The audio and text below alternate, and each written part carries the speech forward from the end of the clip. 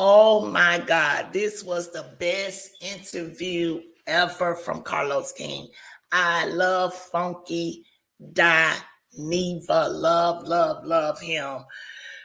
Real recognized, real, you can't help but love him. This interview was so good. I learned so much about Funky Dineva. Oh my God. This guy is the truth. Carlos is the truth too. I love Carlos too. But let's watch this video. Oh my God. It really enlightened me on some things when it came to Funky Dineva. And Carlos is the best interviewer ever. But yeah, let's go. If you like my video, please subscribe. Press the like button. This is a new platform for me. I'm enjoying it. It feels good.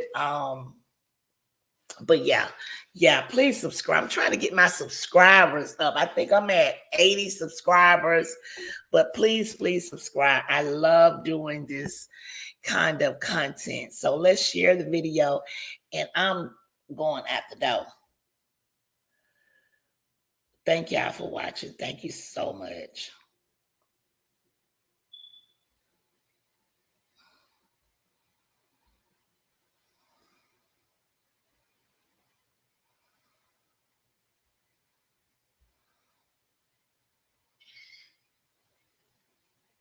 Before you.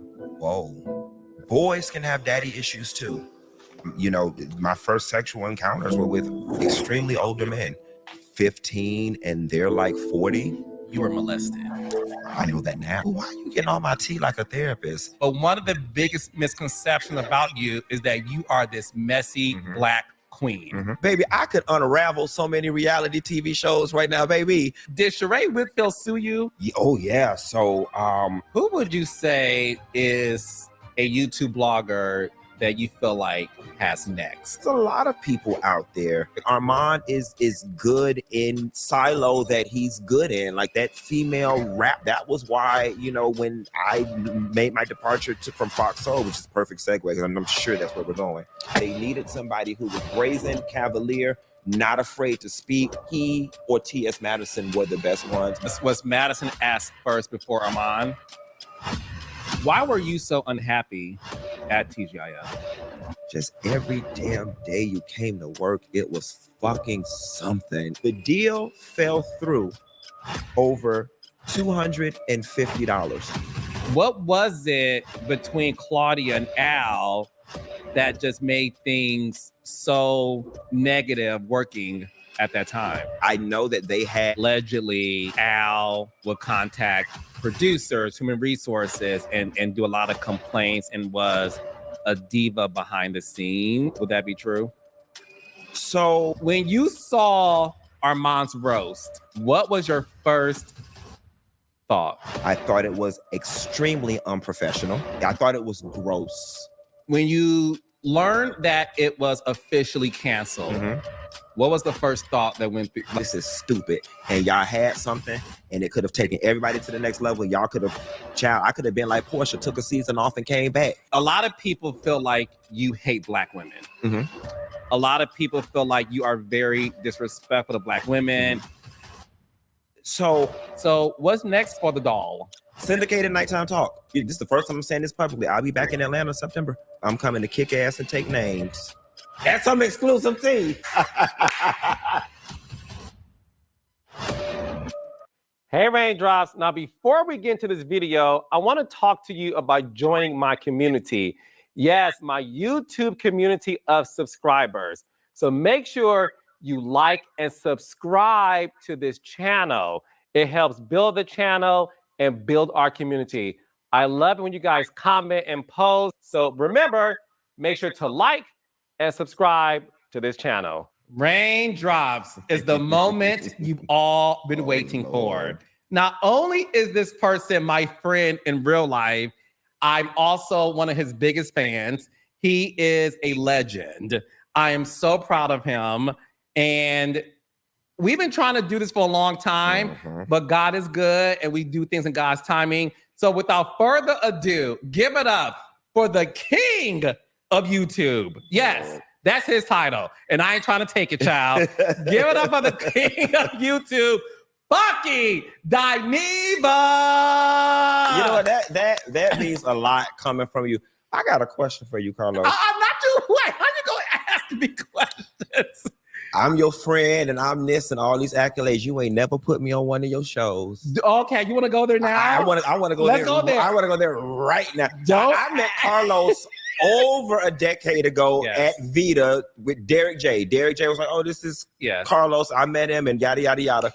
Carlos ain't never put me in, as much as I reviewed them shows and sent all them ratings over there. These hoes ain't never put me in any of these. I'm just joking. Okay, the thing is this.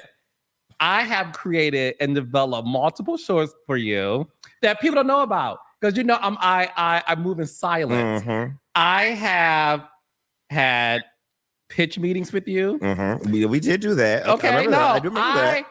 And when it comes to you, you did appear on Love and Marriage Huntsville. I did. Thank you very much. Now, look, that's a show that I created and Mhm. have some control. Mhm. Now, the shows prior to that, I had no control. Funky. And you know, you can't go to Chateau Chare's residence and expect to get on Atlanta Housewives, girl, All in when front of them people's house with Yeah. dildos and stuff. doing your beat reporting. Okay. In drag. Oh my God, we have come such a long way. No, and I want to say this to you before we get started. You know I love you. I love you more. You and I are really friends. Yes. And we know so much about each other. Mhm, we do. And we have never spilled each other's tea. Or slept with each other. 'Cause I normally sleep with all my friends. I do. You do? It's almost a criteria to be my friend. You have slept with all your friends? Just about. 9 times out of 10, if you see me, that's some exclusive tea. Now I gotta see why I love him. Because listen, he keeps it real, and so do I. But no, I want people to know this side of you. Mhm. Because the man who I know is really Quentin. Indeed. Okay. And I want to go back a little bit before we start about the amazing things you're doing now and have Mhm. done in the past. A lot of people don't know much about you, Mhm. which is By design by design. Mhm. So you are a Floridian, at Miami. born and raised. Born and raised. Talk to me about like, who were you as a little gay Black boy growing up in Miami? Ooh, awkward, insecure. I was skinny, awkward, unattractive, insecure. Always knew that I wanted to be a star and always knew that I was smart as fuck. Now, one thing that I want to like impress upon parents that like pouring into your kids and like saying, oh, you are kind, you are smart, you are beautiful, like that thing, that really does work because one thing that my parents did well was fortify the fact that I was smart. I was never the athletic kid. I was never the kid that people desired sexually. I was smart. I was the kid that my mom's friends would be over and like she'd wake me up out of bed and be like, get up, do your poem. Get up and do your poem. You know what I'm saying? Or like I would speak and if I would say, you know, ain't, my mom's like, ain't, and she slapped my hand, ain't a word. And so, you know, growing up, that was one thing that I knew I had over everybody in the room around me. I was always the smart kid. Mm-hmm. And then on top of that, I was always the funny kid.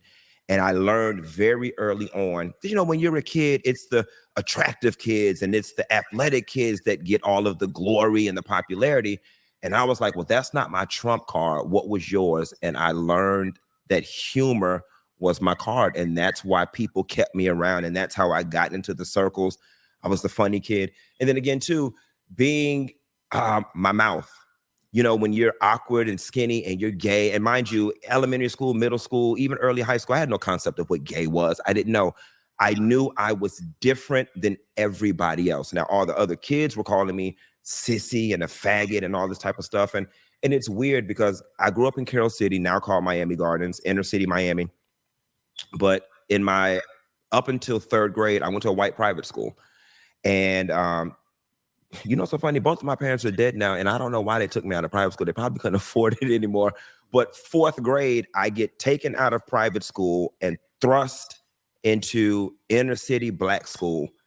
And I don't understand these black kids. I really didn't. Like, I came from an environment where people wore uniforms and nice shoes and spoke proper English, and violence and anger and rap music. None of that stuff existed in the private school environment.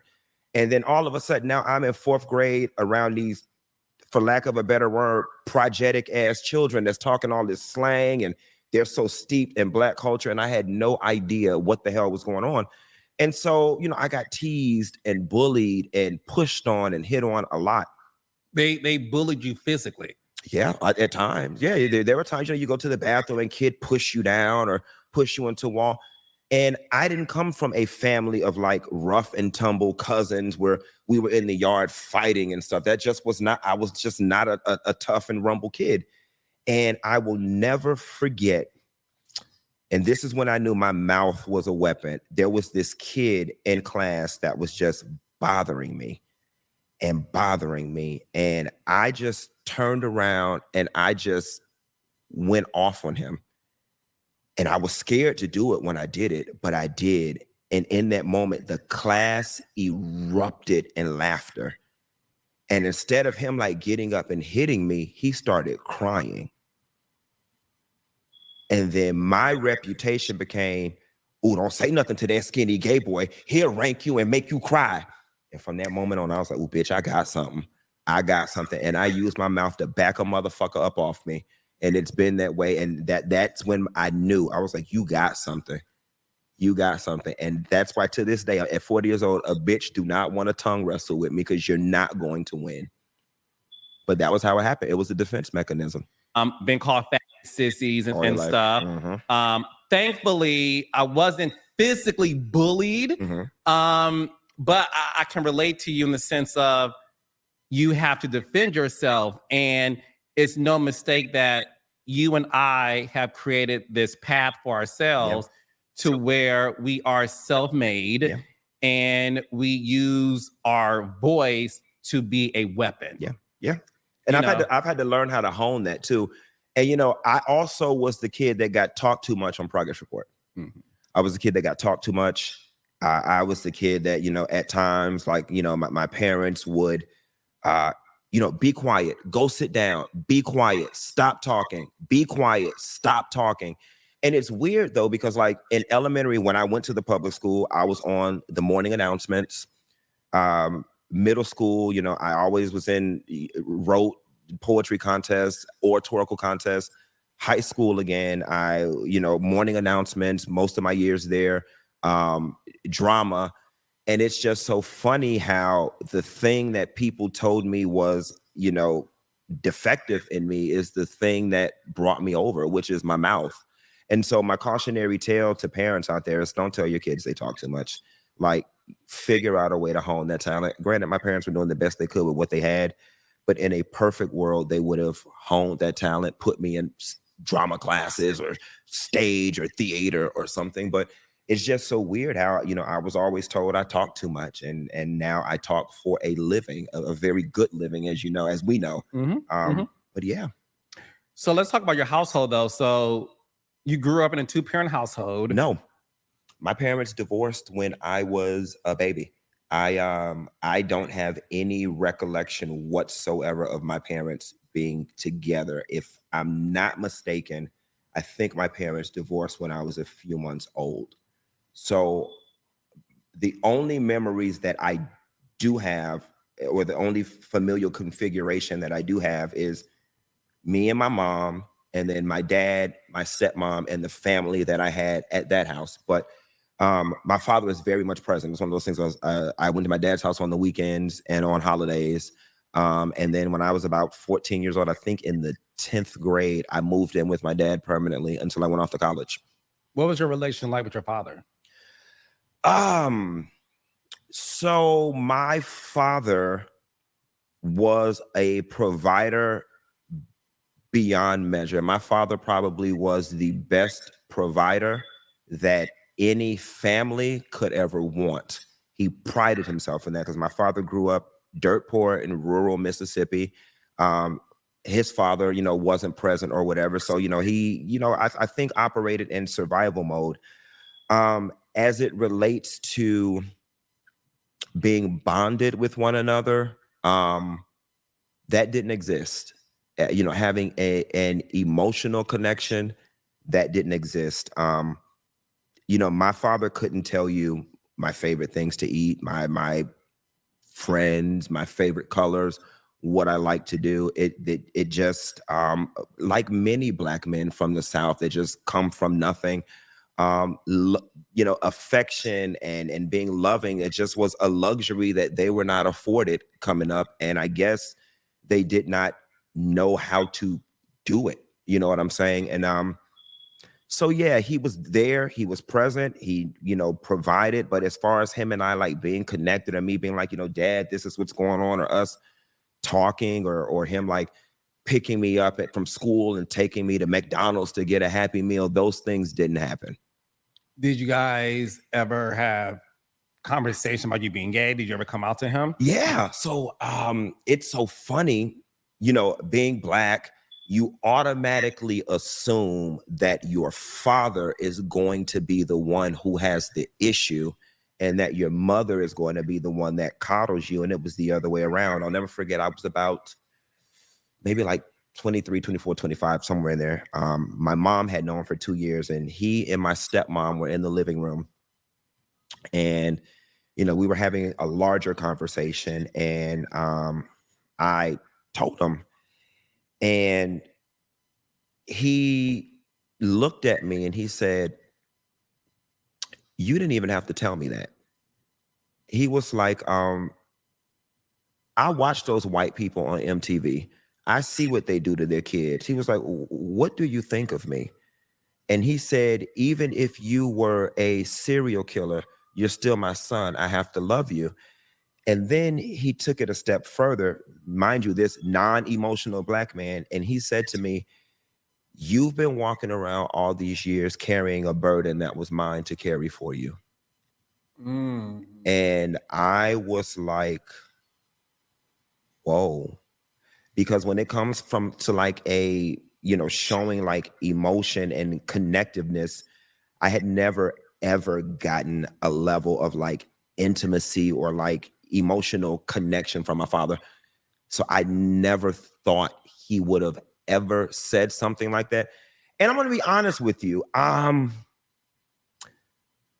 large part of me, because that is so counter who he is and was, a large part of me feels like my dad probably researched that online and kind of had that Waiting in his back pocket, the wings. because it was just too poetic. It was too good. deep. It was too loving. It was too let me wrap my arms around you and love on you. And that's just not who he is. He had never said anything to me or anyone in my presence remotely that poetic before. You know what I'm saying? And if I'm being honest, just his actions throughout my life didn't reflect that. You know what I'm saying? Was he mean to you? No, he wasn't mean. He was just not present, like emotionally. Like he was there. My father was in my life. I'm not one of those, oh, he ain't got no daddy, that's why he's gay. No, my father was there. Didn't want for anything. Made sure we had the best of the best. I have to always give him that. But as far as like, son, let me put my arm around you and love on you, it just simply did not exist. I'm gonna say this to you. I relate to you on that too. My father is in my life. He's alive. Mm-hmm. My mom is deceased. Me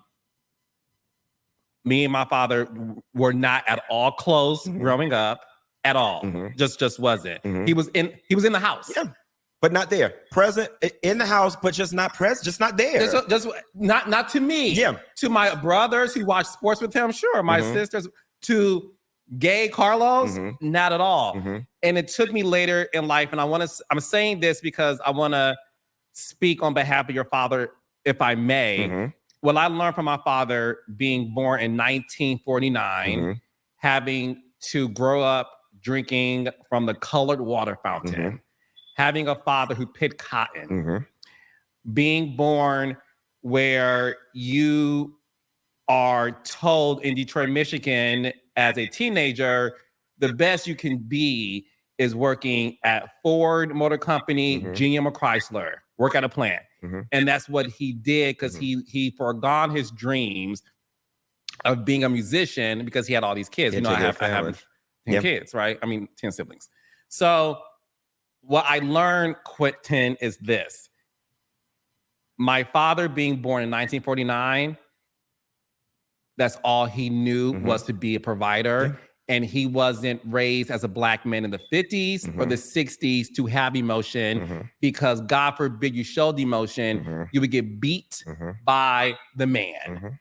Not only physically, emotionally as well. And it took me to talk to my father. I was 35, I think. And we had a conversation and he said to me, and I'm glad we had the conversation, but he said to me, I had no idea you felt this way. And I had no idea I was doing that. And I'm sorry. And now we're like the best of friends. We talk every day. He's spoiled. He wants everything, child. I bought him a new car, and and we're good. So I want to say that on behalf of your father, but it took me to put myself in my father's shoes, definitely, and to be like, who would I be if I was born in 1949? And once I put myself in that position, I forgave him for all the times he was emotionalist to me. Yeah, I mean, that definitely through growth, maturity, and therapy is one of those things that I realized. You know, Billy Porter said it best, and he said, sometimes our family just do not have the tools to love us the way we need to be loved. You know what I'm saying? And it's weird because, you know, oftentimes when we talk about people having daddy issues, you know, we oftentimes think of girls and promiscuity in girls. And I just think it's worth noting. Well, why are you getting all my tea like a therapist? I just think it's worth noting that boys can have daddy issues too. Like, I remember when I first became sexually active, and you know, my first sexual encounters were with extremely older men. Like how old? Like I'm like 15 and they're like 40. You were molested. I know that now. Yeah. You know what I'm saying? Wow. I know that now. And it's weird because I don't know that I call it that and it's full regalia, because it's not like, you know, oh, I was sleeping somewhere and someone touched me. It was something that I sought out. How do you seek that out at 15? Was it just the internet, AOL, Miami Men for Men, the chat lines? And these predators, don't make me cry in this interview. Okay. Yeah. And so, you know, it manifested itself that way. When I would come home from college, like I come home for Christmas or whatever, I would go to like my friend's house after we did Christmas dinner at my house. I would go to like my friend's house and I would just take to their dads, you know what I'm saying? Because their dads were just, you know, being the whole Bill Cosby thing. And I found myself taking to their dads or taking to their uncles. But that's kind of how that can manifest itself. And it wasn't by the time you met me, my first live-in boyfriend in Atlanta, I was 26. No, I was 24 and he was 46. You know what I'm saying? And it's you know, searching for that. You know, luckily, you know, through time and, you know, also having conversations. It's funny because after I came out to my father, we had that conversation, just that level of giving me something emotionally, it cured that in 30 seconds. Literally, the moment I got up out of that living room from that conversation when I came out, my attraction to older men, it dissipated instantly. It's weird. So what was your relationship like with your mom? Because you said that your father accepted your sexuality, which is rare for the father, especially a Black father, because it's no dream of most Black fathers to have a gay son, especially back in our day. Your mother had a problem with it? Oh, yeah. My mom had a problem. So first and foremost, you know, my mom, much like yours, is deceased. The biggest blow to me when my mom died was the fact that I lost my biggest cheerleader. Let me tell you something. My mother was the type, if I said, Mommy, I want to be an astronaut, baby, she was at Barnes & Noble buying astronaut books, bringing them home. If I said, Mommy, if I changed my mind the next day and said, Mommy, I want to be a figure skater, baby, she was looking in the yellow pages, looking for figure skating classes. Like, I was her baby. I could do anything. I was the smartest kid on the planet. My kid is better than yours. And your child do that. Mine could do it too. Let me sign him up. Like, she was my biggest cheerleader. And I love her and I miss her so much for that. As it relates to the homosexuality thing, just like much, you know, Black communities, you know, inner city, growing up impoverished, you know, the church, all of that stuff. I grew up in a household where, you know, my mom and family would drive down the street, and if they saw somebody on the bus, they'd be like, look at them fat on the bus stop. Look at them goddamn sissies. You know what I'm saying? I grew up hearing that. And so it's weird though, because I'll never forget, I had graduated college, I'd moved back home, and my mom didn't have much money. Her car wasn't working, and she needed a ride to Walmart. And so I take my mom to Walmart one day, and I drop her off, and she says, you know, I got something I want to talk to you about or whatever, but I see you in a rush. I'll just talk to you about it later. And how old were you? So I graduated college at 21, so I was about 23 at this time. Okay. And I said, okay, no worries. And my mom was a big talker, so I'm like, whatever. I didn't think anything of it. So that I pick her up like the next weekend, take her shopping, take her groceries house. And she's like, yeah, you know, I got something I want to talk to you about, but I see you got some things to do, so I'll just talk to you later. So at that time, I kind of suspected what she wanted. And I had always told myself that if ever they asked, I would not lie. You know, I wasn't comfortable divulging, but I always said if they ever asked.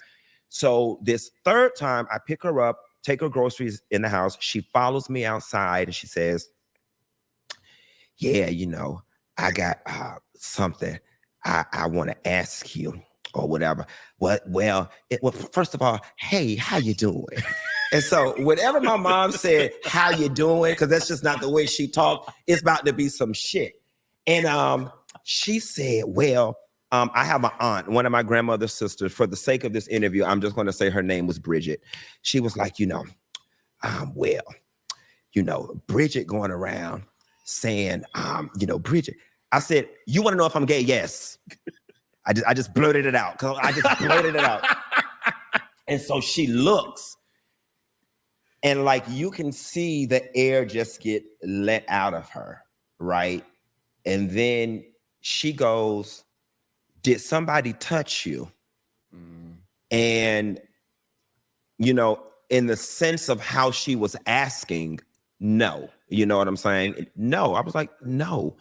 And then she said, she teared up a little bit, and she said, I never wanted this for you. And I told myself, if you was gay, I'd or whatever. And then she, you know, she's crying and she's talking, and she's just going on and on and on. You sure nobody touched you? What happened? Did I do something wrong? And I looked at her and I said, Ma, if I haven't figured this thing out in 23 years, I don't expect you to figure it out in 23 seconds. You know what I'm saying? And so that was that. I get in the car, I leave, and for about 2 years solid, my mom was extremely angry. And I'll never forget, my mom had a raggedy ass car that you had to put water in it like every 10 minutes.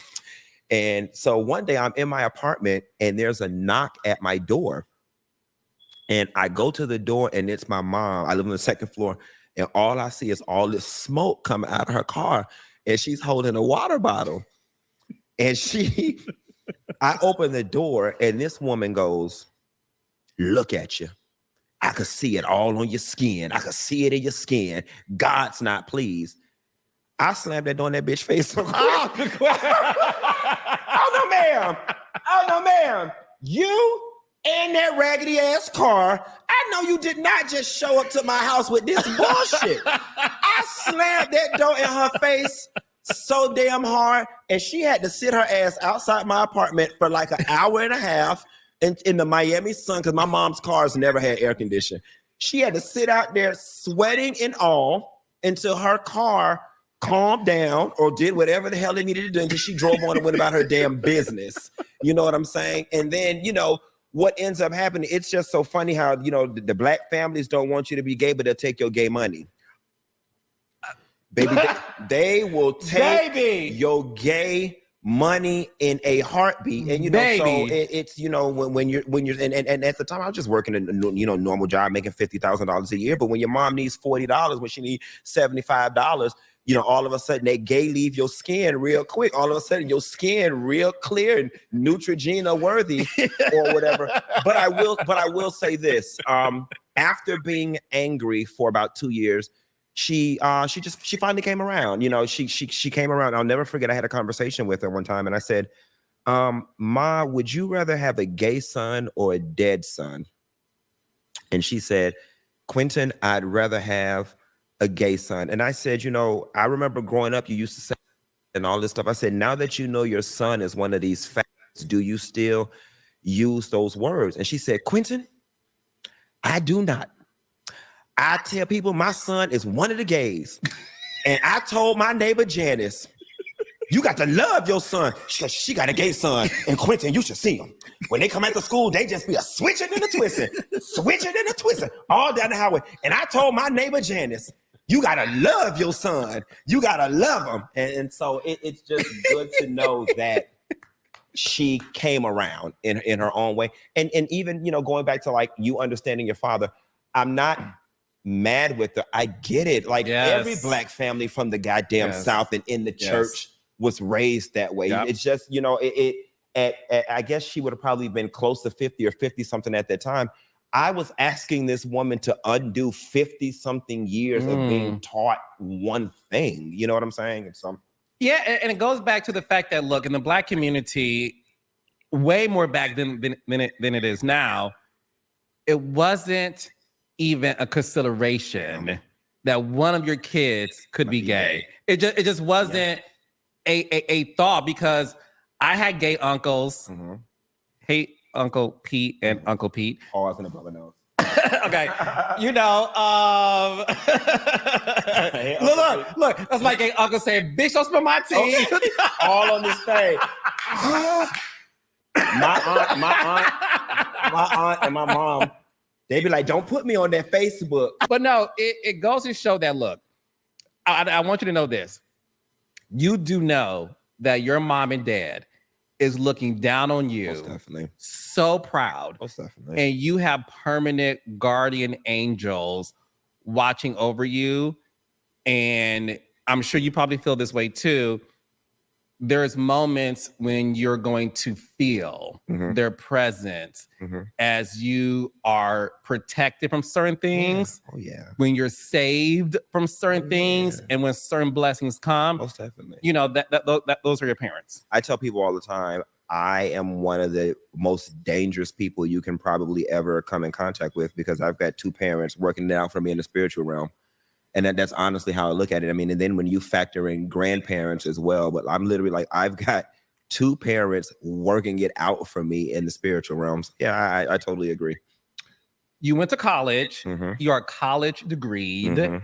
I've always said this to you, and I say this to people, you are very smart. And people sometimes miss it because of your colorful commentary and the persona, and it's so easy to say. And you get the same comments too. We're messy sissies.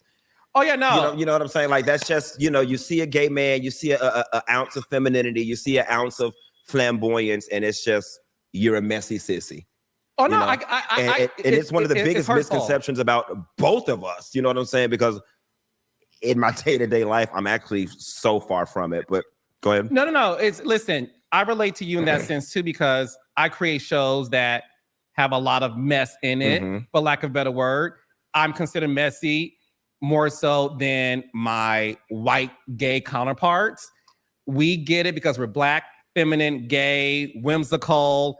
And I want to ask you that too, because do you feel like when it comes to you, the biggest misconception, and there's a lot about you, but one of the biggest misconceptions about you is that you are this messy Black queen. Yeah. And it honestly and truthfully is the furthest thing from the truth. And listen, I don't even, it's not even something that I try to fight anymore, because I definitely understand it. First of all, I'm a gossip blogger. I'm a YouTuber. You know, I'm gay, and with the very limited images of Black gay men in television and in media, it's the perfect recipe for people to adopt that mindset or that thought about me. But honestly and truthfully, in my real life, like I'm a very simple creature. I like to eat good. I like to shop, and I like to go to the bar and drink. And my life is very peaceful. I've got a small group of friends, and their mess is just the furthest thing. And people around me know that. Don't bring that crap to me. You know, I catch flack all the time on like YouTube when I say things like, I don't discuss other YouTubers, and people just don't understand why. And I'm like, because I don't like the drama and the mess that comes along with it. I don't like when my name is in the blogs and it's like Funky Dineva and Carlos King. I don't like that. You know what I'm saying? So that whole messy thing, it's just not true. But it's also something that I've just been used to for a very long time.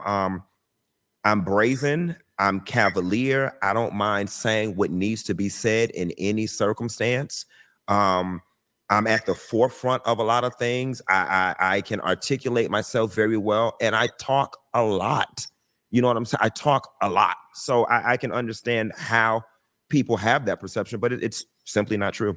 No, the thing is this, you know things about me that no one knows. Yes. You have known things about me back in the day. And I want to say this, I never said this publicly.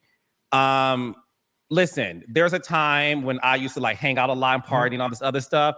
And I remember one day you called me, I would never forget this. You called me and said, girl, you need to chill out because people are talking about you and you need to sit down.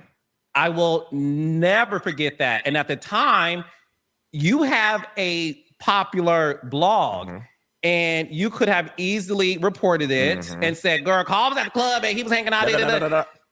You're not messy. No. And vice versa. There's things we know about. So that's why I get upset that we can be funny, entertaining. We talk about the same shit y'all talk about. Just because we do it with a little flair. Right. Yeah, we're considered messy. We talk about the same exact shit. Is Joe Rogan messy? Right. Is Howard Stern messy? Right. Is Harvey from TMZ messy? And the sad part about it is, and they have no loyalty. You know what I'm saying? They have no loyalty. I'm going to tell you one of the greatest pieces of advice that I had ever gotten very early on in my career. Shouts out to John Murray. Sherry Shepard's a good producer. Very early on in my career, I was talking on the phone, John Murray, and I knew John from AOL Black Voices. That's how I first came across his name. But one day we were on the phone, and John Murray said to me, the true mark of a blogger is not what you tell, is what you don't. And that just always stuck with me. And a lot of people, you know, and much like you, we have a lot of celebrity relationships. And how do you think I'm able to maintain these relationships with the Quads and the Heavenlies and all these different people? I know them girls T inside and out, you know what I'm saying? But I don't tell it, you know what I'm saying? And for what? They're my friends. And when you foster those types of relationships with people, they respect the fact, and they say, well, you know what, bitch? You know about that DUI I got last night, and you ain't tell nobody, so I'm gonna give you something. You know what I'm saying? I'm gonna give you. I'm gonna tell you about this bitch. Since you didn't do that, and thank you so much for you didn't do that. I'm gonna tell you about this. I'm gonna give you something. You know what I'm saying? Ain't that how the girls do it? Yes. That's how they do it. You know what I'm saying? That's how. You and I know so much shit about the girls. You know what I'm saying? We would never. And that's why I get angry. Messy is spilling the tea of the shit we do know. That's messy. Let me tell you something. And you more so than I. baby, I could unravel so many reality TV shows right now, baby. I could simply unravel them. I can pull one string and unravel whole productions with the things that I know. But what good is that? Like, what fun is that? For what? I get nothing out of it. You know what I'm saying? And a lot of people don't understand. That's another reason why I let my written blog go. I let funkydineva.com go. I let it go because, well, several reasons. One, the industry was moving more towards video versus written blogs. That was one. And the only way that you could get your written blog to make money was exposing people and saying the most salacious stuff because you needed to get clicks in order to make money. And I just wasn't comfortable with it. I just did not like the way the industry was going. And I'll never forget the turning point for me was somebody sent me Benzino's naked pictures and I posted them. And it just created this big shitstorm. Oh, it was that. And then it was, I think Carly Red at the time was saying Young Jock's is bigger than Benzino's. And then somehow or another, I end up with Benzino's pictures in my email box and Young Jock's pictures in my email box. And I post them, and it's just all of this stuff was going on online. And then I'll never forget, Benzino was reaching out to me because, you know, he was mad that the world was like criticizing his manhood or whatever, and it was bothering him. And it is weird because he was like, it's so funny. He was like, that ain't the real picture. This the real picture or whatever. And I'm just like, Lord, there's a whole lot going on right now. But I'll never forget at the end of that, I was like, I don't feel, this just feels dirty. This like, look at what you're doing. I'm like, you're posting people's naked pictures in order to, I was like, nah, this shit, y'all can have this shit. And that's when I left it. I left it alone. I was like, y'all can have it.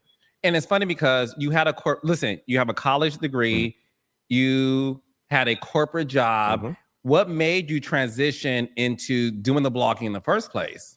So I hated accounting, hated it from day one. But, you know, when your education is in that and all your work experiences in that, that's just simply the only thing that you're qualified to do. If I could have, I would have been a damn good school teacher. And I probably would have excelled in like an advertising or marketing capacity. But when I was doing accounting, and, you know, accountants make good money, there was never a right time to turn around and say, I'm going to leave accounting and go do a entry-level marketing job or go start school. So what I started doing was throwing parties in Atlanta, or at least attempting to upscale gay parties to kind of subsidize my creative side, because I didn't think that I could walk away from accounting.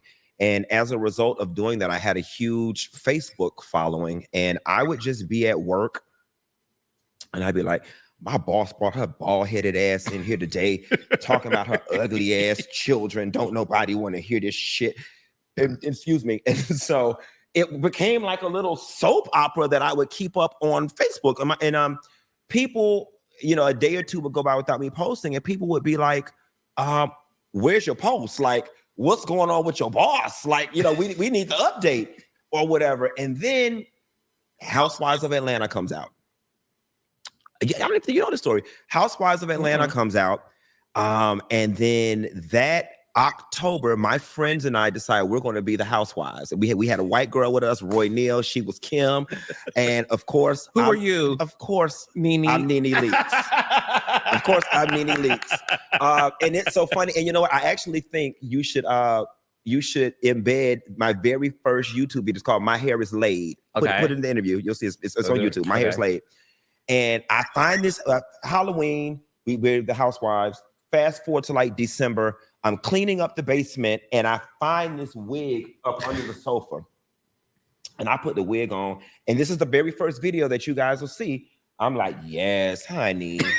Yes, bitch. My hair is laid, honey. Look at this bang, bitch. I'm just fat. this wig. Like, I'm just feeling my beats with this wig, honey.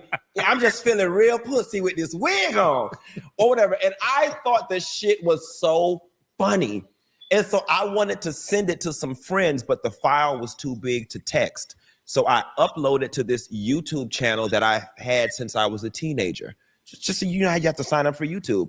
So I said, how can I show it to my friends? I upload it and then I send them the link so they could see it. And I had another friend, my friend Tim Jones, dared me to put it on Facebook. And I put it on Facebook. And because I had this huge Facebook following, like it went viral, for lack of a better term. And of course, the responses were mixed. Like the girls thought it was funny. Of course. All of the guys were like, man, what type of ass shit is this? What? And then now my phone's ringing off the hook from like all my friends. They're like, Quentin, like, I just got a call from, like, you need to take that down. Like, what are you doing? You know what I'm saying? And I take it down for what? At the point at which the phone calls are going around, there's no need to take it down because the damage is already done. Yeah. Everybody's already talking. I did it. So I'm like, fuck it. I did it. It is what it is. And so, fuck it. I was having fun. And so like a week later, I put the wig on again and I'm just going off about like social issues and my bills and my job. And I said, oh shit, this shit's kind of invigorating, right? You know what I'm saying? Like with that wig on, I was able to say things that Quentin couldn't say. And so literally, guys, Funky Dineva literally just started out as like a journal.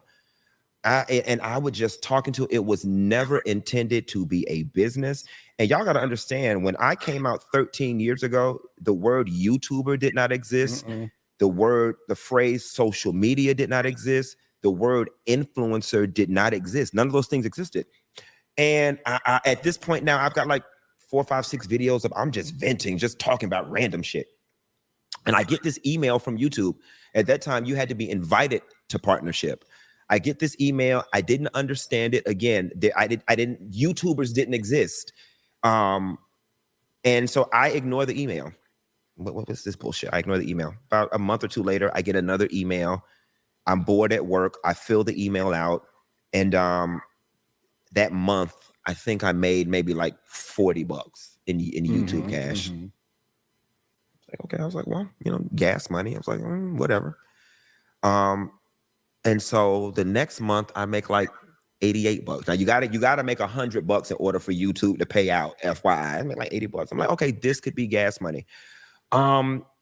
Fast forward, I was sick at work. I took off Monday through Thursday. I called my boss on Thursday and I said, hey, John, listen, I said, I've been out up until Thursday. I might as well just stay out, get well. I'll either come in over the weekend or come in on Monday.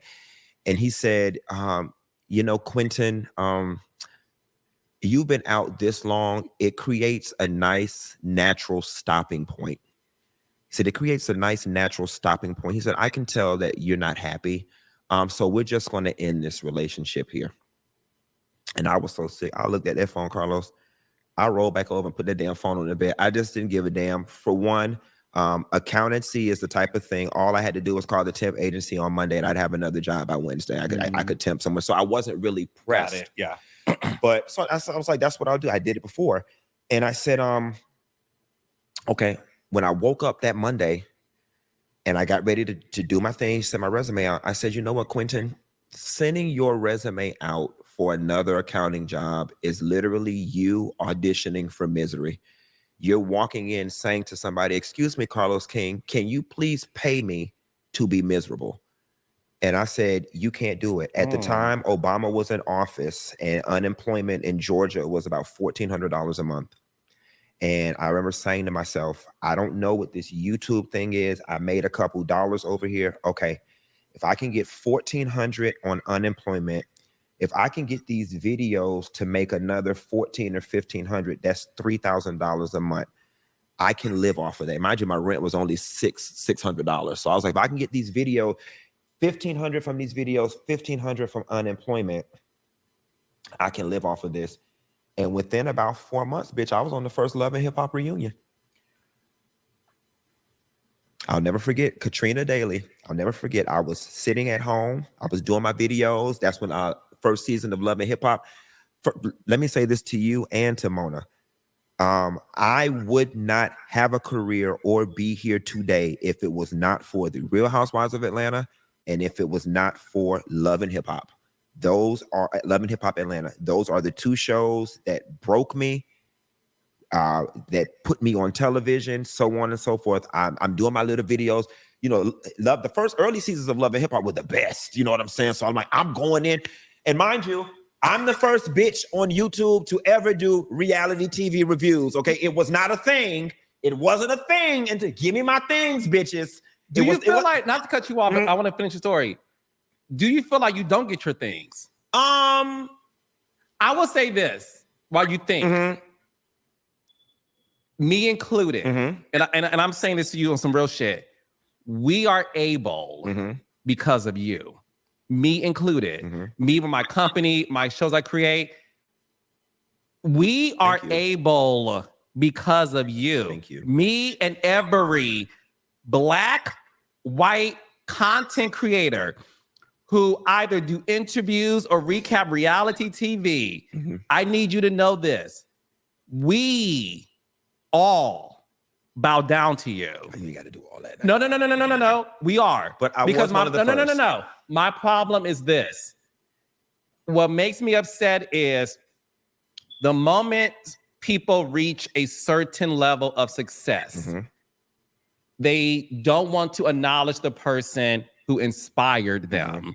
And if you never heard it after today, I'm saying to you, I didn't get my start doing YouTube, but bitch, it doesn't miss me that I have the subscribers I have because we all know how algorithm works. Whatever you talk about, my shit comes up next, and people be like, "So what, Carl is going?" So I need you to know that. But continue. So do I get my things? No, I don't. But they're coming, and they're coming. They're coming. I feel them. They're the universally. My things are definitely coming. So where was I? So you were doing Love and Hip Hop. So I'm in the living room. I'm in the living room. I'm doing making a couple hundred on YouTube, get my little unemployment. I get an email from this producer named Katrina Daly or whatever. And she's like, "Hi, I'm a producer from Love and Hip Hop Atlanta.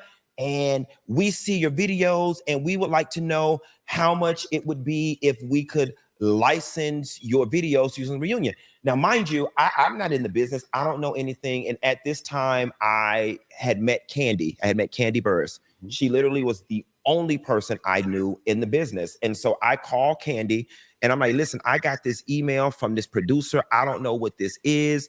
Candy says, "Can I get my agent involved in this?" And her agent is Tracy Christian, who is now my agent. And I have to give Candy her flowers. If it was not for Candy Burris, I would not have gotten an agent. Tracy ended up becoming my representation. It's still my representation to this day. So she calls Tracy. You know the relationship between Tracy and Mona and all of that. Yep. And she also reps Mona. And also helps sell Love and Hip Hop to VH1 and all these things. So like, what better person? So this woman named Tracy calls me and goes, so I talked to them and they want to pay you $500 and use your footage in perpetuity. I had never heard the word perpetuity before. I didn't know what it meant. I was just so happy somebody saw my little black ass. Okay, so I was like, cool, let's do it. And then Tracy calls me back and she goes, "Hey, I just talked to them again and I got something better. I told them instead of using your videos, why don't they just use you?" I was like, great. She said, "But the bad news is they're not going to pay you." So I was like, "Well, bitch, where my $500? I was like, hold on. Like, y'all was just going, "Mona, you an old tricky bitch, honey. Old tricky bitch."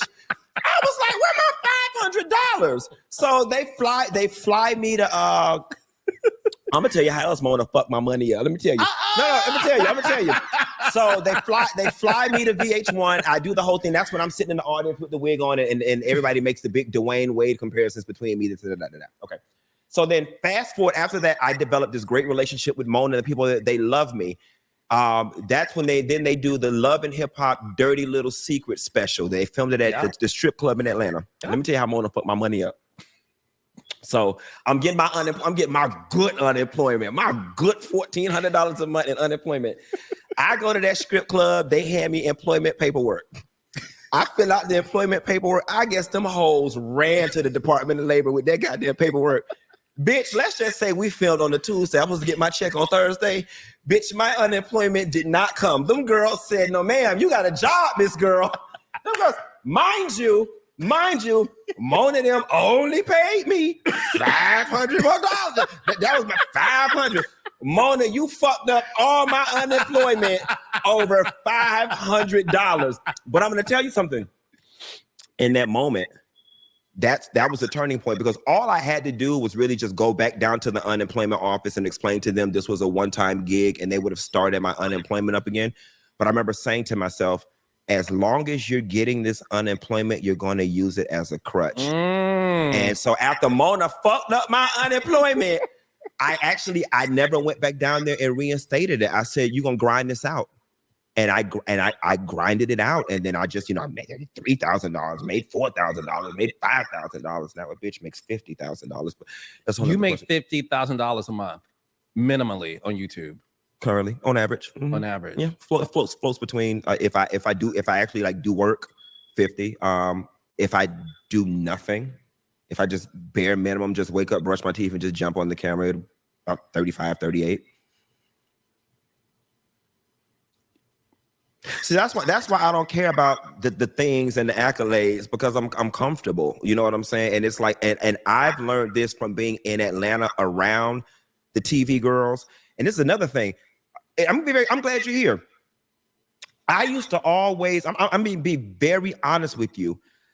I had a chip on my shoulder with you and Mona many, many years ago, because I'm like, damn, why them bitches won't put me on a show? Like, damn, I be doing they stuff and they call me and they claim they like all of this. Like, why they won't put me on a show? And I'll never forget, Mona called me one time and she said, Quentin, Dineva, what are you working on? And I said, what? She's like, so what do you want to do in this business? And I said, well, Mona, I ultimately want a talk show. I want to be a talk show host. And she's like, we're going to get there together. We're going to do that. Just something like that. Mm-hmm. Girl, Mona ain't did shit. And I love Mona. Mona, I'm still waiting on my damn show. Mona ain't did shit. Mona. When Mona needs something, and I love Mona. I'm just joking, but Mona needs something. We love Mona. Mona will gas you up, honey. Mona will gas you up to get what you need, get what she needs. Girl, Mona ain't never paid me no more than $550 goddamn dollars. Okay, but I love you, Mona. You gave me my starts, and you keep me working, and you keep me, Mona, being on your stuff, I got paid on the back end through exposure, I guess. But what I've learned, what I've also learned too, like being in Atlanta and being around the girls on shows that you guys cast and stuff, I always wanted to be on TV. And then, when you get in the business, the TV girls used to make the internet girls feel like shit. Oh, you're just a YouTuber.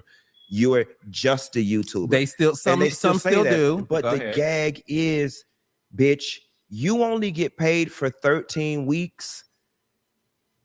And I don't have to deal with the stress that you do. I don't have to get drinks thrown on me. And I make more money than a lot of y'all. You know what I'm saying? I simply do. And that's what the girls don't understand. And I always tell social media people this. TV don't pay until it pays. Mm-hmm. Okay? It don't pay until it pays. And a lot of the girls think just because a bitch on TV, they're making money. And when I started hanging out with the girls, and I was like, oh, your life is not fab. Like, you ain't got shit.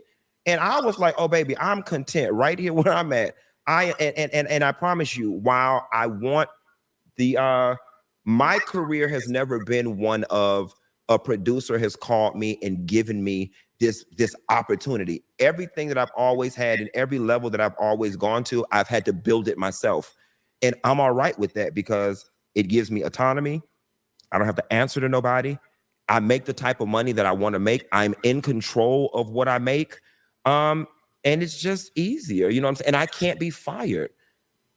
I can't be let go because I ain't got no storyline, or I can't, you know what I'm saying? Or the network is doing whatever. So honestly and truthfully, if I died on YouTube, I always tell people this: if God came down right now, Carlos, and said, Quentin Antoine Latham, I will never give you a morsel more than what you have right now, baby, I'm so content. I am so okay with that.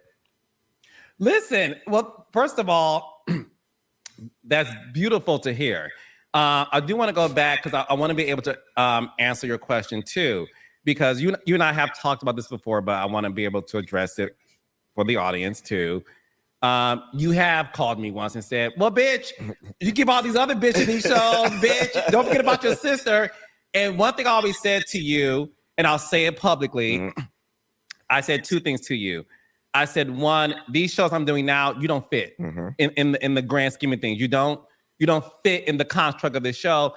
And I would say number two, Quentin, I don't see you on reality TV. You said you were not reality TV. I don't see that. And what's funny is there not a lot. There's a couple of people in my life who'll be like, bitch, put me on. I'm like, put you on what? Reality. I said, that's not your testimony. And what you're getting caught up is being on TV and thinking being on TV translates into your value and monetary value. And I never saw that for you, which is why I was like, no, I want to create a show. I was trying to create a show with Quentin. We pitched to BET, MTV, all these places. Him in a Scooby-Doo van, baby, investigating the girls on the internet who be lying about, stuff, or my man cheating on me, check the DMs. I thought it was a great show idea. And I saw Quentin being Scooby-Doo in the driver's seat, investigative, and all this other stuff, because I always saw your platform parlaying into TV. And that's why when you started to do the love and hip hop stuff, and even the housewife stuff, my favorite thing you've ever done, is when you went to Chateau Cheray. And you wore a wig, and you were like, for the girls who live in Atlanta know this, you were like Karen Greer, who's an Atlanta anchor, and you had your microphone, and you reporting live from Chateau Cheray. And I said, this man is a genius, because for me as a producer at that time, I'm like, this does nothing but help the show. But a lot of people didn't think that way. Did Sheree Whitfield sue you? Oh yeah. So it's funny because so 2 points. Let me hold that thought. When we pitched that show, and something that I realized, so we'll talk about this. I think at that time too, the black man with the beard with the wig was just too much. And it's funny because I realized in order to go to the next level and to secure more roles in television, I had to come up out that wig. And we'll get to that. Okay. But Sheree, yeah, girl, yes. I think Sheree is probably the first person that sued me. I've been sued a lot, or attempted to be sued.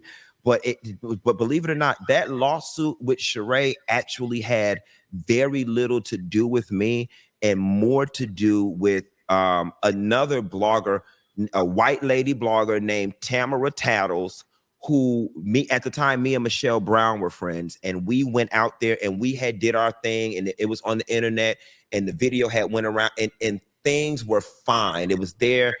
I'm sure she probably was embarrassed. There was a white blogger named Tamara Tattles who I guess attempted to one up me and Michelle, and she actually went into the house. At the time, it was just still like, they were building it, so it was still a wood structure, and the workers were out there doing it. It was a construction site. And she went on the property, in the house, looking around, talking to the Mexican people, taking pictures and stuff. And it was at that point where Sheree, and I don't blame her, she was like, oh no, I'm tired of this shit. I'm finna sue these bitches because y'all are going in my property. So, Michelle and I actually ended up getting sued, because I guess Sheree was like, well, shit, since I'm already down here finna sue this bitch, I might as well put everybody else's damn name on it too, because at least y'all seen the video. I was by the bus stop on a busy route with the answers, okay? I was on the bus stop on a busy route. That lady went in her house. And so I absolutely do not blame Sheree for pursuing us. But yeah, ultimately it ended up getting thrown out. I think the judge, if my memory serves me correctly, said we had to like stay away from her property for like a year or 18 months or like, something like that. Did you have to pay out of pocket to defend yourself? Yes. Well, no. And I'm glad I didn't because I didn't have no money. I had a lawyer on Twitter, Judge Kimberly Bando, down in DeKalb County. I think Kim is in Clayton. Shouts out to Judge KB. An attorney reached out to me and offered to defend me for free. Damn. Praise the Lord, because I didn't have no money at the time. You've been sued before? Not before. You've been sued by other reality stars or celebrities? No, I think Chris Stokes filed suit against me. Sheree filed suit. Couple other people have tried, but they just always get thrown away. They always get thrown. People try. It's very, very, very hard to prove defamation. It's extremely hard to prove defamation. Like you've got to prove, number one, what the person said was false and erroneous, and then you've got to prove that it cost you some type of monetary harm. And that's the part that always gets, girl, you ain't even got nothing going on. What did it harm? And it's the truth. And everybody else is saying it. You know what I'm saying? So, and a lot of bloggers, I've actually like mentored a lot of bloggers through the cease and desist process and the court process or whatever. And then you'll find a lot of times that these celebrities, the new game is we don't even want to win. We just want to bankrupt you. You know what I'm saying? We just want to bankrupt you. So we just want to get you, caught up in court. And it's funny because you have to defend it, because if you don't, they'll get a default judgment against you. Then you will owe. But that's the name of the game now. So all you bloggers out there, on all that messy shit and just running with stuff, chill out. Who would you say is a YouTube blogger that you feel like has next? Like when you look at him or her being the legend that you are, would you say like, now that bitch is going to be not the next you still hear, but like just so there are a lot of people on YouTube that have a lot of talent, right? DJ Richie Sky is a great friend of mine. I love what he's got going on because he's polished. Mm-hmm. He's polished. Like Funky Dineva will never be ETV material. I'll never be on ETV. I'm not that. That's just not what I give. I'm not, and I'm okay with that. I love him. I absolutely love Bondi Blue. Mm-hmm.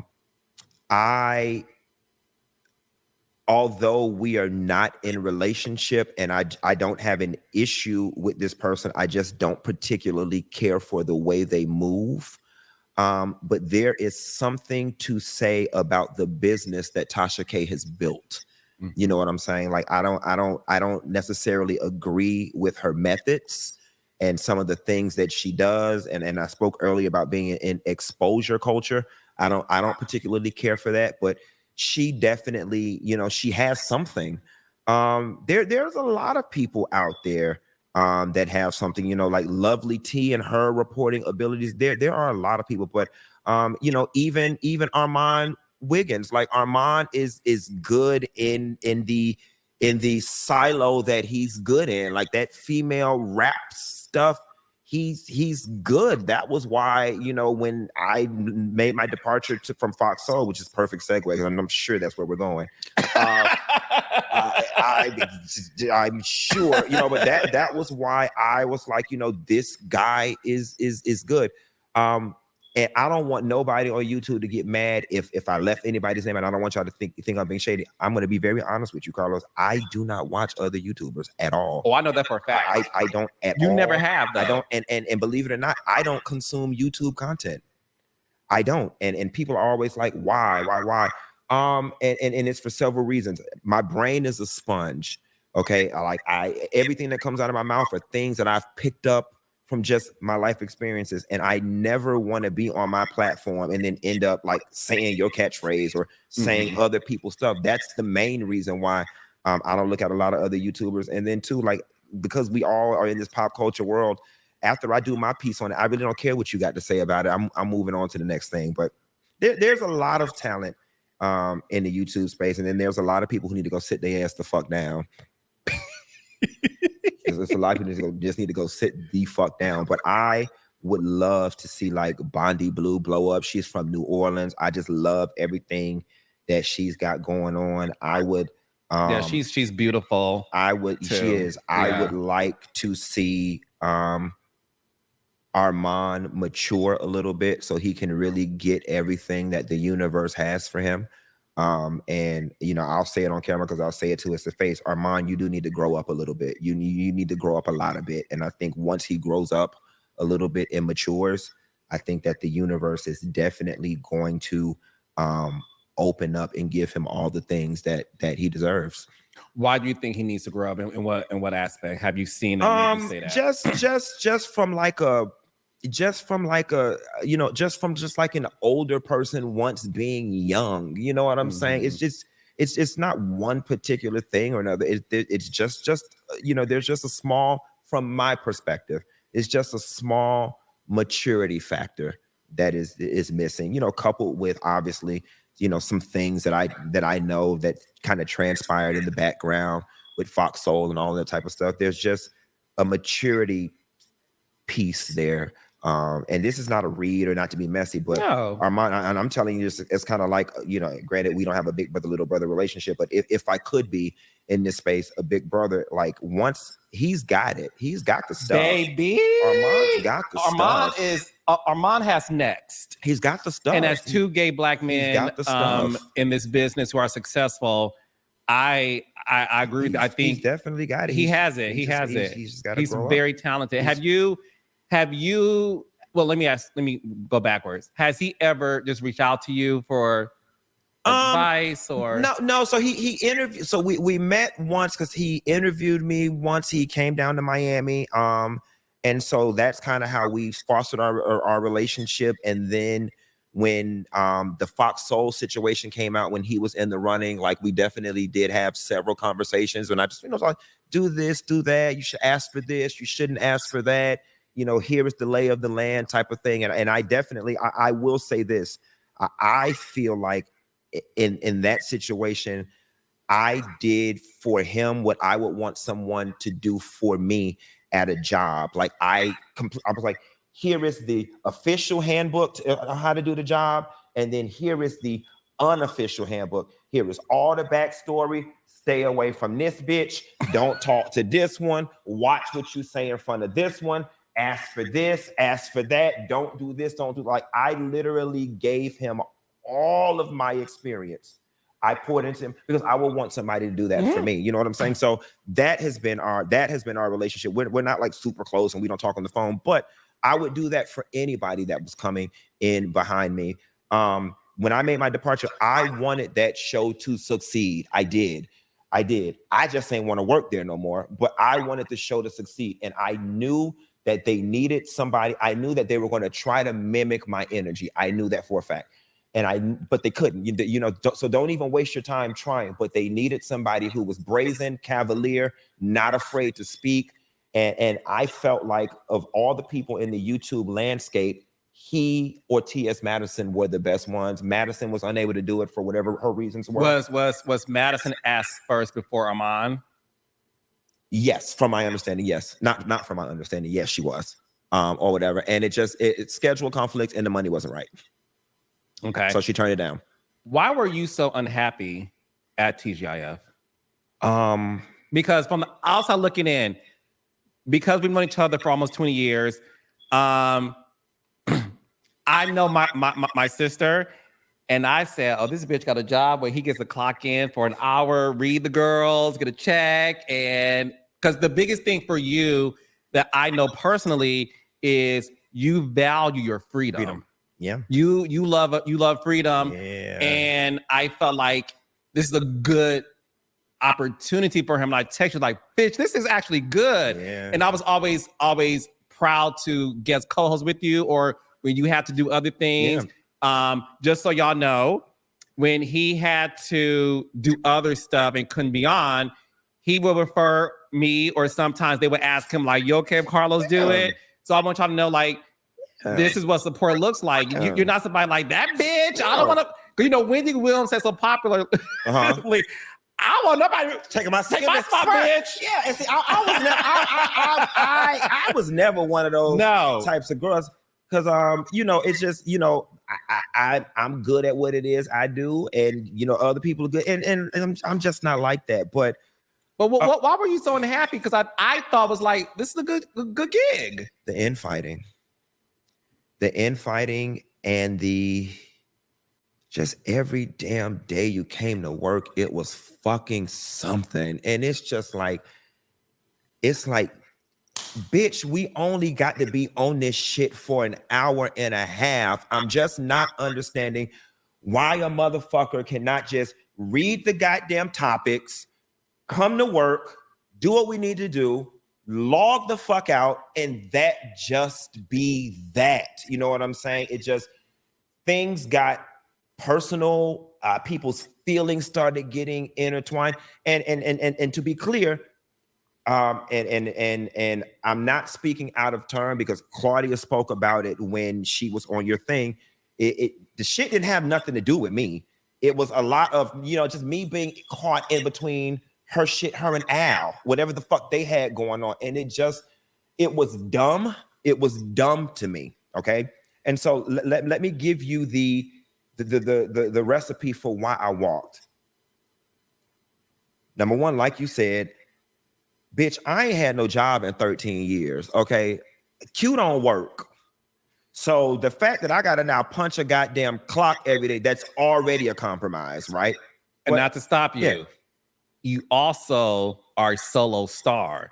So coupled with clocking in, you have to work with people. Well, I didn't mind that. I like that. But meaning, because I know what this feels like. Meaning, you call the shots. You can say what you want to say and do. But when you have to work with people, their shit becomes your shit. Right. And and so you're right, because and then now I'm having to, you know, take into consideration other people's feelings and rules and corporate protocols and procedures and all this type of stuff. Whatever. So it's like, okay, number one, I, you know, knock on wood, I already don't need the job. Okay, I don't need it now. Great, $250,000, bitch. Everybody could use an extra $250,000, but I don't need it. Number one, so I'm not finna be stressed for it. I'm just not. You know what I'm saying? And it just became, I'm already working every day, Monday through Thursday, 2 shows on Thursday. Then we log on. It's a shitstorm every damn day. It's something. It's a call here, an email this person said that, I'm feeling this way. It was too much damn feelings, okay? And then the last piece was just the negotiation piece. It was like, you know, I don't know what job you work on, at what Starbucks job. They said, Carlos King, we're going to start you at $7 an hour part-time. And then they come back and say, guess what, Carlos? We like you so much, we're going to promote you to full-time, but we're going to cut your pay to $5.15. How is it last week my value was $7? You like me, we're bringing the company in more money. You want to promote me, but you want to cut my pay. That just, what world does that make sense? You know what I'm saying? And so I was down to rock with it, because it's all about, you know, I'll work with you. Again, I don't need the money. It's good extra money. I will work with you and see what this thing will become. So when, you know, when Tracy was negotiating the deal, the people came back and said, listen, Tracy, you know, we still trying to get things going over here. Just work with us. This is what we'll do. Instead of making Q sign for 12 months, we'll make him sign for 6 months. And then at the end of 6 months, you know, we'll see what things are and we'll negotiate. Now, here is where the insult comes in just a little bit, and where I felt slightly insulted, because I was going to walk then. I was going to walk then. I was cool. So you bait me by saying, just do it for 6 months, work with us a little bit, and we'll kind of see what things are. When the 6 months roll around, I had even forgot my damn contract was up. All of a sudden, they're hounding me about, oh shit, your contract. Are you going to sign? Are you going to sign? Are you going to sign? Then when you email us the contract, it's the same contract from 6 months prior. I understand it's their job to negotiate. It's our job to negotiate. Okay. I was not asking for additional money. I wasn't asking for extra money. I was asking for what you had already been paying me. Mm-hmm. You know what I'm saying? I was asking for, the $250 an episode that you took away from me. And mind you, y'all, if I'm being honest, the deal fell apart over $250. Ain't that the petty of it all? Ain't that the petty of it all? The deal fell through over $250. How? Because my rate originally was $1,250. Mm-hmm. They cut us to $1,000. I just wanted the $250 back, which at the end of the year across the contract would have been $60,000 in total. You know what I'm saying? Right. It would across episodes. Mm-hmm. And so then it was one of those things where it was like, okay, if you can't give him the $250, can you at least put him on the health insurance? And the people wouldn't even put me on the health insurance. You know what I'm saying? So your other co-hosts? No. Okay. Nobody was. Nobody Okay. was. But it's like, and granted, I don't know the ins and outs, but from where I sat, I'm like, Fox is a big ass corporation. To put one more name on the damn spreadsheet for health insurance, the number's going to be so damn small, you're not even going to recognize it. Like, what's another $200 a month to the damn company? And it was just like, okay, you won't even put me on the health insurance. I was like, yeah, I don't feel valued here. That's really what it was. I was like, I don't feel, damn, I can't even get on the health insurance. I was like, all right, well, cool. And they just did not want to budge. And I was like, cool, I'm out. And, it sucks because, unfortunately, the show ended up going away. And I just look back at it and I wonder if the people in charge look at the person who was responsible for like negotiating my contract. And it's like, the whole thing went to shit over $250 or your unwillingness to give them fucking health insurance. And the whole thing literally went to shit. That show went to shit for no reason. It didn't have to. So going back a little bit, you obviously talked about a lot of infighting. Obviously, everyone has said, even Claudia to me, that you had nothing to do with what was going on. What in your, whether it's what you know or think, what was it between Claudia and Al that just made things so negative working at that time? I don't know. I don't know, because I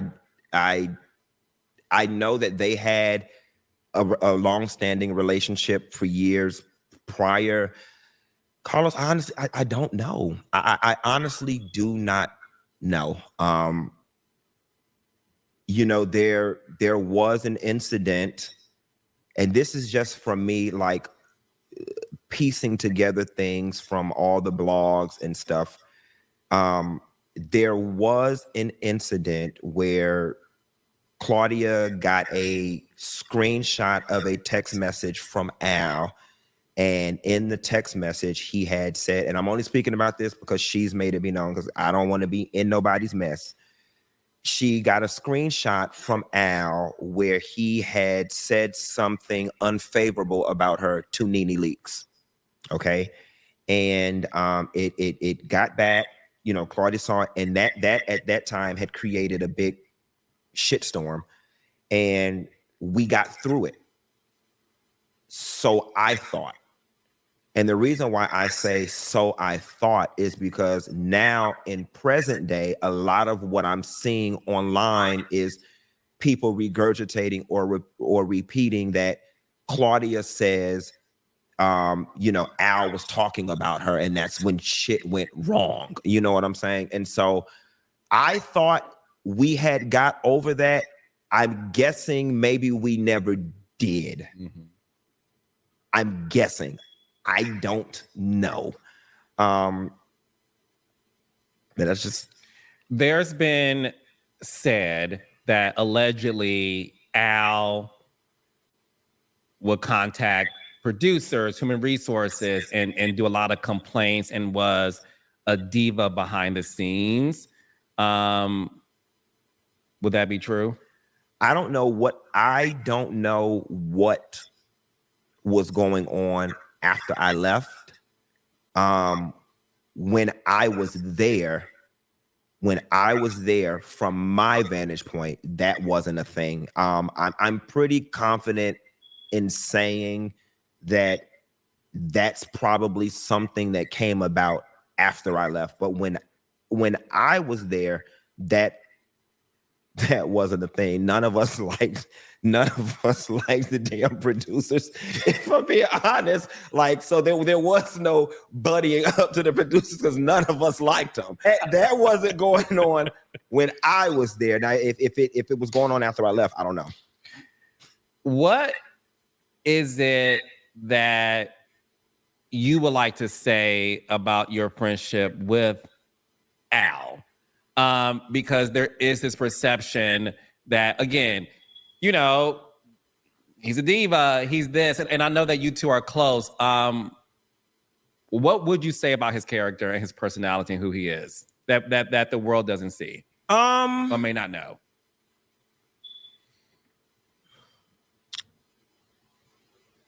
So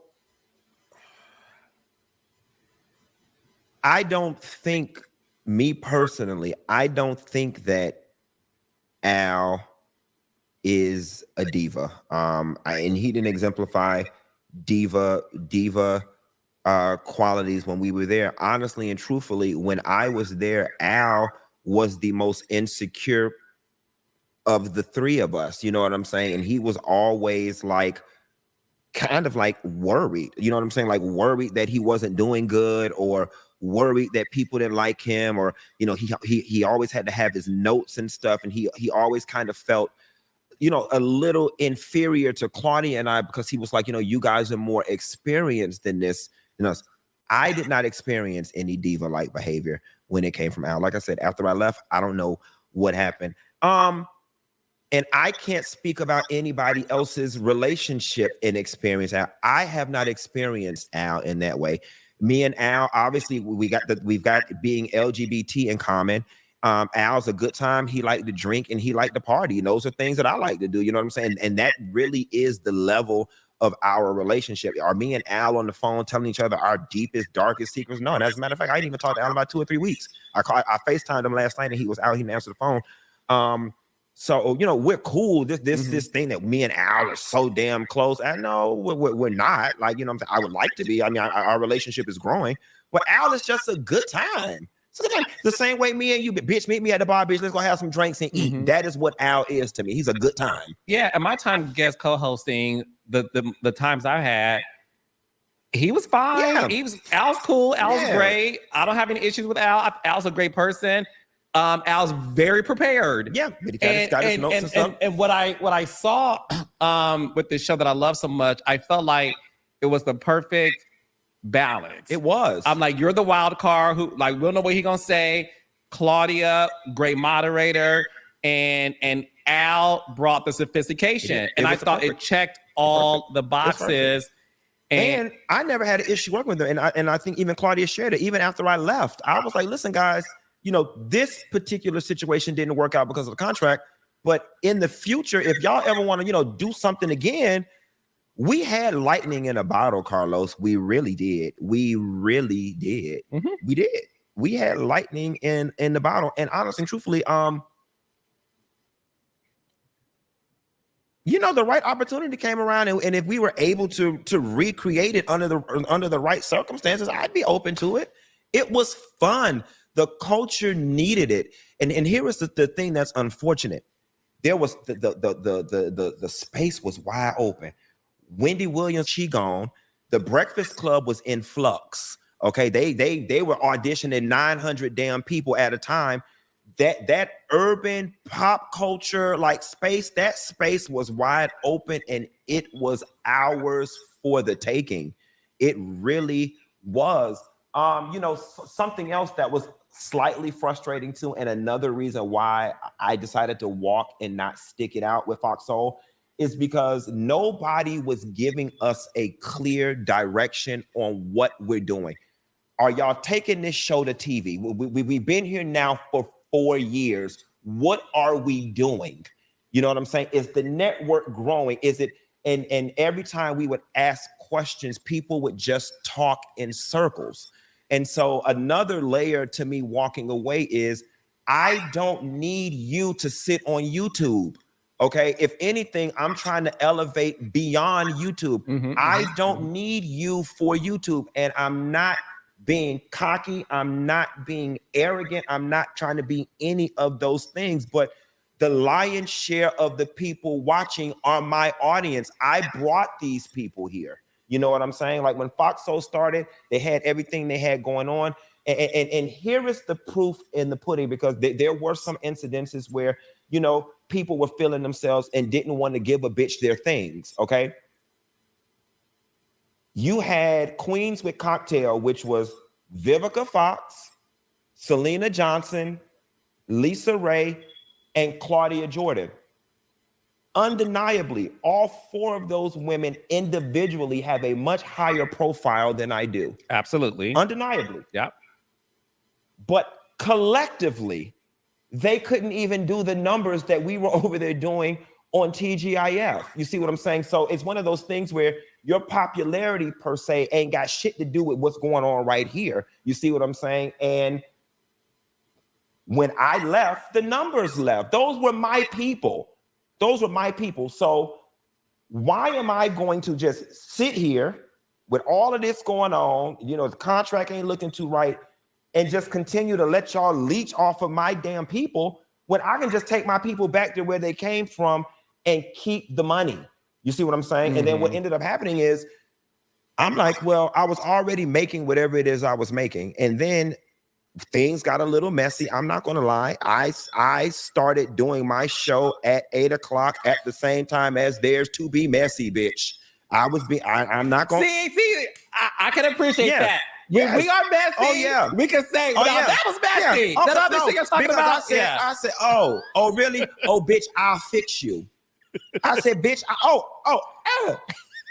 like Rasputia Latimer said, she want to go down the slide. I'm going to show a bitch how to go down the slide. You know what I'm saying? And then it was like, well, you know what, Q? You were already sitting in the chair at 8 o'clock every night any goddamn way. Keep it going. You know what I'm saying? You were over there doing this same job, getting $250 for them. You can just do it for yourself and make $5. You know what I'm saying? Keep all the money. And that's essentially what I did. Okay. When you saw Armand's roast to Al, what was your first thought? A battery was put in his back. These are my thoughts. Can't prove it. Don't know for a fact. I thought a battery was put in his back. I thought it was deeply personal. I thought it was extremely unprofessional. I thought it was completely I thought it was gross. And the reason why I thought it was gross is because obviously having had work there, a lot of the things that he was saying, he had not even been there long enough to experience or even know what the fuck he was talking about. Okay. And it's just the things that were coming out of his mouth had trappings of somebody gave him this information. He simply had not been there long enough. And going back to our earlier conversation when I was talking about the maturity piece, that's the thing right there. Like I laid out for Armand everything he needed to do to be successful at that show. And in my opinion, he went there and did the complete opposite. And I'm very disappointed in him for it. I am, because I rooted for you. I rooted for you when there were actually people working against you being there. And I informed him that there are people who don't want you there. There are people who are going out of their way to not have you here. Told him who the people were, and everything. And then I told him everything he needed to do to be successful there. And you went up there and drank the Kool-Aid and got lost in the sauce and did the complete opposite. And if I'm being honest, was a major contributing factor as far as I can see as to why the shit got canceled. You think it's his fault? I don't think it's his fault. Okay. I don't think it's his fault. I think that he was a major contributing factor. That roast was just, in what world do you go to your job and do that? A mature person who was looking at the future of the collective, the show, and the energy of three people who have to get along, a mature person would have never done that. They simply would not have done that. You can't tear up the chemistry. There was no bouncing back from what was said to Al in that roast. And not that you're speaking for Al. We all heard when he called you baby. And the reason why, again, guys, you guys have proof he's not messy. A messy bitch would have made sure that I got the exclusive. Al is on. I keep telling him I'm live, and he keeps talking. You literally said, stop. I'm live. I will call you back. Obviously, he was upset based on what we heard out of his own mouth. When it comes to that roast, I honestly was like, oh, okay, it's a roast. Because again, I don't know the history or whatever. I don't watch TGI. I did not watch TGIF enough to know that a lot of that was rooted in reality. I just thought like it was grossly exaggerated until I was informed that no, motherfucker, a lot of that was all of it.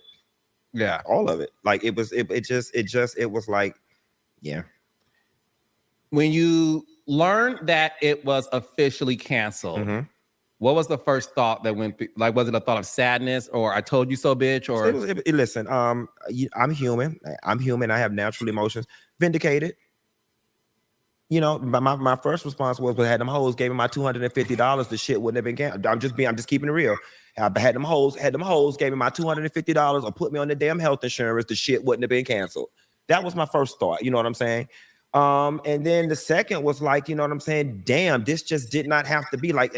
I was disappointed in everybody. I'm like, y'all let the shit fall apart in 5 damn months after I left, 5 or 6 months, and then coming off the roast, I'm like, this shit just didn't have to be. I after feeling vindicated, I felt frustrated.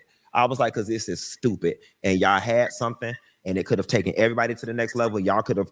Child, I could have been like Portia, took a season off and came back the next season. After them girls, they got a TV schedule. I'm like, girl, child planning on maybe coming back. You know what I'm saying? I was disappointed. I was disappointed. I was like, y'all hoes need y'all job. I was like, Armand, this is great next level for you. Al, you don't work in TV, and granted, you know, Claudia does her thing, she does well.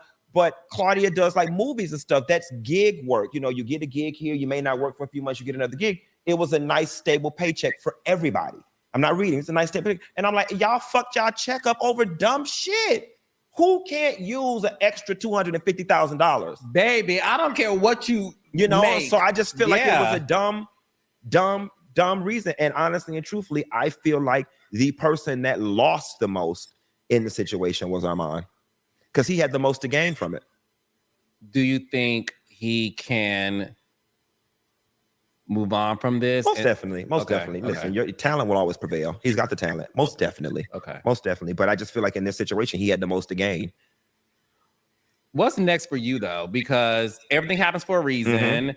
You are killing it. Welcome back, bitch. We've missed you.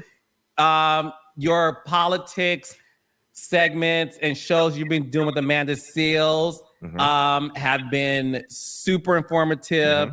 It shows the diversity of your talent. That you also took a break from reality television. You just felt like it's the same old, same old.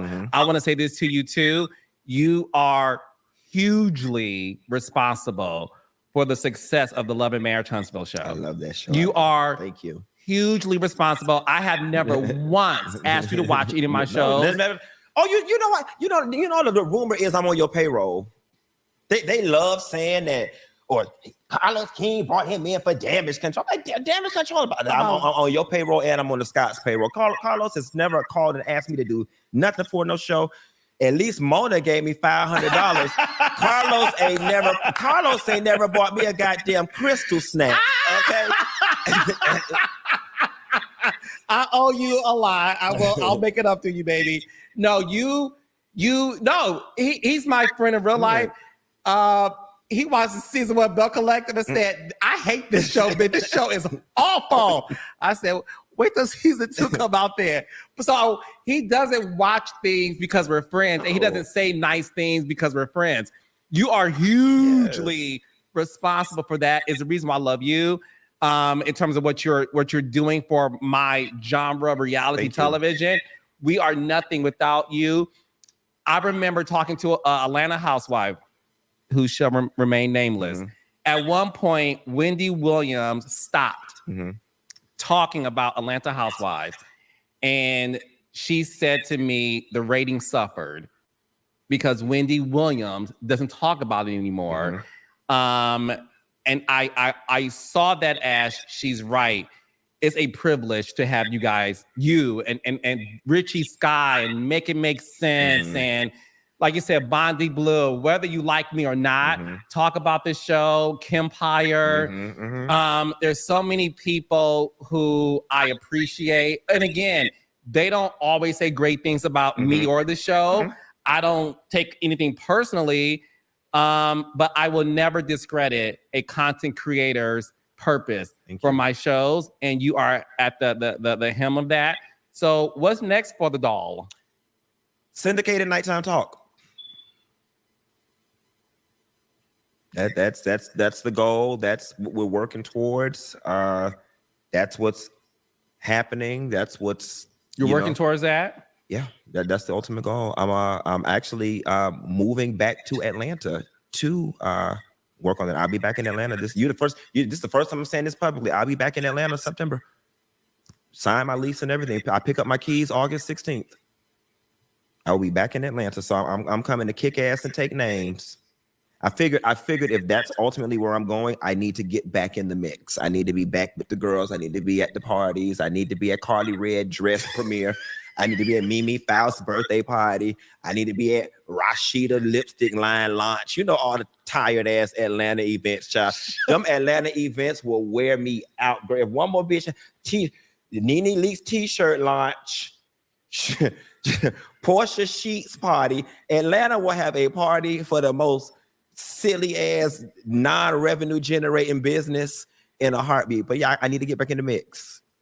So I'm coming to Atlanta to get back in the mix and get back into tea and stir shit up. And yeah. Ooh, are you dating? Are you in love? I am. You're in love? I'm definitely headed there. Yeah. Yeah. I've been with somebody now for a year. That's another reason why I'm moving to Atlanta, to be closer to him. Is he black? Very black. Is he an African?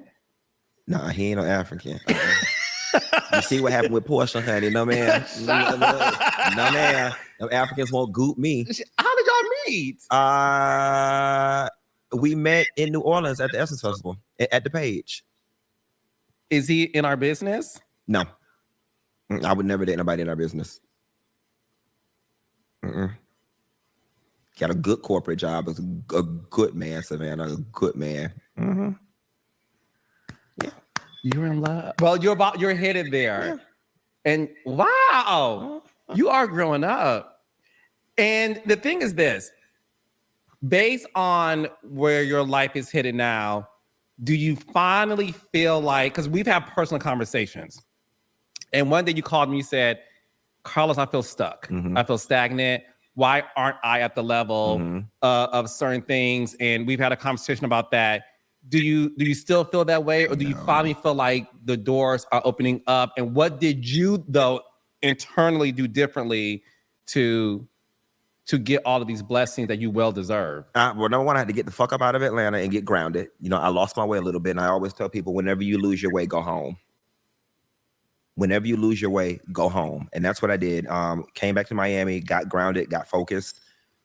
and just got intentional. You know what I'm saying? Like coming up out of the wig, that was very intentional. Q can get in places Funky Dineva can't. You know, I'm not sitting on MSNBC with Simone Saunders in a goddamn wig and a makeup and so on and so forth. I'm not sitting next to Amanda Seales talking politics in a goddamn wig. You know what I'm saying? Hell, I might not even made it to Fox Soul in a damn wig. I had to get very intentional. And then, you know, once I did and once I got focused, things just opened up. But just also just finding internal happiness, you know what I'm saying? Through therapy, through peace, through, you know, fortified relationships with people that I've known for years, just finding that peace and just being content with who I am and what I am. Growing up a little bit, stop worrying about the superficial. To your point earlier, the whole TV aspiration, that was all rooted in superficiality. I wanted to be a bad bitch. I wanted to be Miss Quad. I wanted to be Portia, bitch. I want a Rolls Royce, bitch.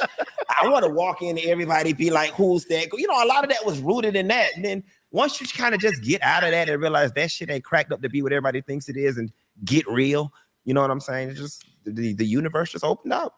A lot of people feel like you hate Black women. Mm-hmm. A lot of people feel like you are very disrespectful to Black women. Mm-hmm. Your audience, I don't know your demographic, but I'm assuming is more than 90% Black women. Overwhelmingly. What do you have to say to people who think like he talks about us, he demeans us, he uses his platform to throw all the shade our way, and we are the ones who support him? So I definitely understand that if that is the lens that you're choosing to approach my content from, that's definitely what you will get. Here is what people fail to understand, and you've even said this, that why there's no reality TV shows with all men, because they're boring. You know what I'm saying? It just doesn't work. Women drive pop culture. Pop culture is just a female-driven situation. So yes, every time I get on the thing and I'm talking about somebody, it's Nene Leakes and it's Mimi Faust and it's Wendy Williams and it's okay, but there's nobody else to talk about. You know what I'm saying? Like, and that's the part that people fail to realize. All of the shows that people know me for and that they love, the show, who are they centered around? They're centered around Black women. Every blog, every story on the Shade Room right now, who are the topics? They're Black women. So I totally understand how somebody can have that perspective. You know what I'm saying? But if they look deeper and understand, listen, y'all, if you find me some shows with 5 Black men on it that's just tootsie rolling and doing all the things and getting all of the media coverage that the women are getting, I will gladly talk about it. It's just the content simply is not there with the men. That really is where it starts and stops. There are moments where I take things too far. I mean, I do a show every damn day. You know what I'm saying? And it's going to happen again. It's just life. But the other thing that's interesting sometimes, Carlos, about being in this space and just why I just have to be unapologetic about what I do is because the same thing people hate you for, it's the same thing they like you for. If people scour my commentary, I have said far worse things about some other people, but we pick and choose who we want to protect and who we don't. I can get on my camera right now and I can talk. I can say some of the most vile things about Sukiana, Sexy Red, Nene Leakes, Wendy Williams. I can say whatever I want to say about them and nobody will flinch. That protect Black women shit goes out the door. But let it be, somebody that people like. And somebody had to explain to me, they were like, Chloe's unproblematic, Funky Dineva, and that's why we had an issue with your commentary. And I get that. You know what I'm saying? I get that. But, it's just weird because it's like, I don't necessarily always know who y'all protecting this week and who y'all not protecting. You know what I'm saying? It gets convoluted sometimes. But yeah, I'll take accountability for the fact that sometimes I can go too far. Yeah. It's par for the course. It comes with the territory. Yeah. No, and that's especially when you're trying to get a laugh. You know what I'm saying? Like when you're trying to get a laugh and you're trying to get a read and you're in the zone. and you're live. You know what I'm saying? You're in the zone. Well, look, I see the growth that you're doing. And you have a huge following that love you, that ride for you. And all jokes aside, I'm very proud of you. Thank you. And I'm so happy to witness your growth and to really see the evolution of you. Thank you. It's like you're evolving into the woman you were meant to be. That part. Give it That up part. for fucking. Thank you.